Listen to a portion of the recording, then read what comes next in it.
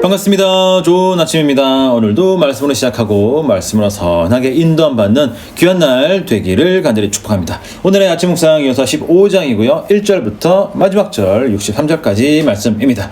자, 오늘 아침 묵상 출발합니다. 이스라엘 백성들이 요단강을 건너 서쪽으로 들어갔습니다. 그 땅을 정복했죠, 그죠? 자, 이제부터는 그 땅을 정복한 다음에 그 땅을 분배한 내용이 쭉 이어지고 있습니다. 자, 요단강 동쪽 이야기는 끝났고요. 오늘부터는 이제 요단강 서쪽에 대한 이야기입니다. 가장 먼저 유다 지파가 받은 땅, 그 분배받은 땅, 또 성읍들의 이름을 말해주고 있습니다. 1절부터 12절까지는 대체적으로 동서남북 경계가 어디인가를 말하고 있다면, 그 다음에 20절부터 마지막 63절까지는 구체적으로 그 경계선 안에 있는 도시, 성읍들의 이름을 말해주고 있습니다. 자, 그런데 13절부터 19절까지 보시면 헤브론과 드빌에 대한 정복 이야기를 말씀하고 있습니다.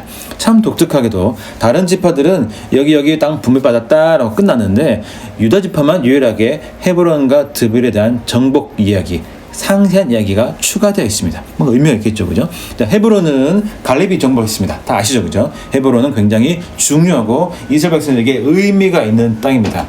아브라함이 처음 제단을 쌓고 하나님의 이름을 부른 곳이고요. 또 아브라함, 또 사라, 이삭, 레아, 또 야곱, 또 그들의 무덤이 있는 곳이 바로 헤브론입니다. 나중에 다윗이 7년 동안 왕이 된 곳이고 7년 동안 통치한 장소가 바로 헤브론이죠. 굉장히 중요한 의미가 있습니다.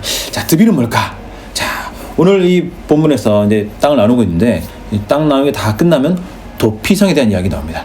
그리고 도피성 이야기가 끝나면 레위인들이 살아야 될 성읍, 땅은 이렇게 다른 지파처럼 땅은 받을 수 없지만, 받지 못했지만 기본적으로 살아야 땅은 필요하잖아요, 그죠? 그 기본적인 땅 받는 이야기, 성읍 받는 이야기가 그 뒤에 이어집니다. 자, 도피성이라는 것은 이스라엘 백성들이 우연이나 실수나 그렇게 해서 사회를 저질렀을 때 당연히 죽임을 당해야 되지만 억울하잖아요, 그죠? 그래서 다시 한번 자신의 억울함을 호소하면서 살아날 수 있는 마지막 기회를 얻을 수 있는 곳이 바로 도피성입니다. 이스라엘에 6군대가 있고요. 이스라엘 전역에서 어디 있든지 간에 반나절 만에 갈 수 있는 곳에 위치해 있습니다.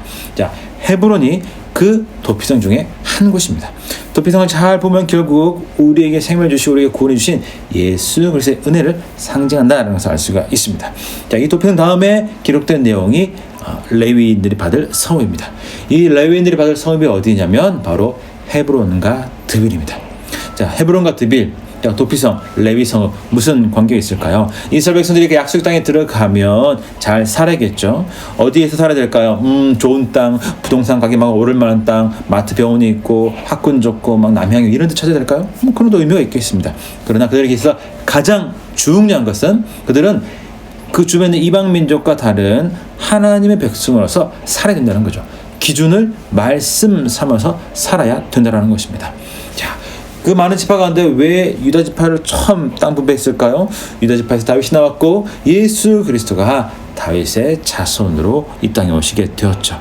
자, 헤브론 도피성, 헤브론, 드빌, 레위 성읍, 그 모든 것은 말씀을 가지고 살아야 된다라는 소리를 말씀하고 있다는 거죠. 자, 그리고 이렇게 중요한 헤브론과 드빌 땅을 나누는데 갑자기 셈에 대한 이야기가 나옵니다. 그죠? 중간에 13절부터 19절 중에서 18절, 19절, 특별히 19절 보시면 아버지 갈렙이 물어보죠. 딸아, 너 결혼할 때 뭐가 필요하니? 샘을 주십시오 라고 얘기합니다. 자, 샘 무슨 관계가 있을까? 요한복음 14장 4절 보면 예수님 말씀하시죠. 내게 나오는 그 물을 마시는 것이 영생을 얻게 하는 것인데 그것이 샘물이다. 오늘 샘물은 무엇을 의미하냐면 우리가 매일 먹고 생명력이 있는 영생의 삶을 살게 되는 예수님이 주신 말씀, 바로 그 말씀이 샘물이라는 것입니다. 즉 하나님 백성은 구원받은 사람으로서 말씀을 기준으로 삼아 살아야 되는데 매일 말씀 붙잡고 그 말씀을 잘 듣고 그 말씀을 기준 삼아 잘 살아야 된다라는 것입니다. 오늘 무슨 일을 하십니까? 누구를 만나십니까?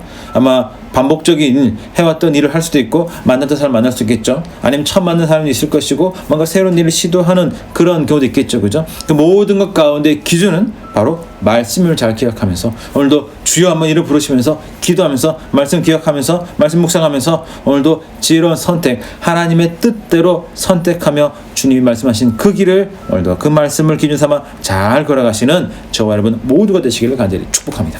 꼭 기억하십시오. 말씀이 우리의 유일한 기준입니다.